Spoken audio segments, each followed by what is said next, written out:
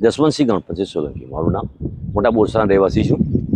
કીમ નદી જે 3 તાલુકાની જીવાદોરી સમાન છે, માંગરોળ, ઓલપાડ અને હાસોટ, એ નદીને આ ઔદ્યોગિક એકમો આવ્યા પછી નદીની જગ્યાએ ગટરગંગા થઈ ગઈ છે અને એનો જીવતો જાગતો નમૂનો આજે તમે જોઈ શકો છો અહીં ગાડી, કે જે અસંખ્ય માટલાઓ મરી ગયા છે અહીં ગાડી, અસંખ્ય માટલાઓ જેનો કોઈ પાદ નથી આજે।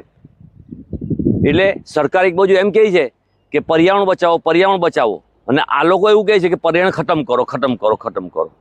ગયા સાલ પણ આ જ પરિસ્થિતિ ઊભી થયેલી અને ત્યારે પણ અમે રજૂઆત કરેલી, ત્યારે પણ જીબીસીબીમાંથી આવ્યા, સેમ્પલ લીધા અને સેમ્પલ લઈને જતા રહ્યા। ત્યાર પછી એની કોઈ કાર્યવાહી થઈ નથી, નથી કોઈ પછાડી કાર્યવાહી થઈ કે નથી કોઈની આગળ થઈ, અને નથી પંચાયત ઓફિસમાં જાણ થઈ એ લોકોની કે ભાઈ અમે આની કાર્યવાહી આ કરી છે। કંઈ નહીં, એ લોકો કોઈને મળતા જ નથી, સીધા આવી જાય, ખાલી સેમ્પલ લઈને જતા રહે છે, બસ એ લોકોનું કામ પતી જાય છે।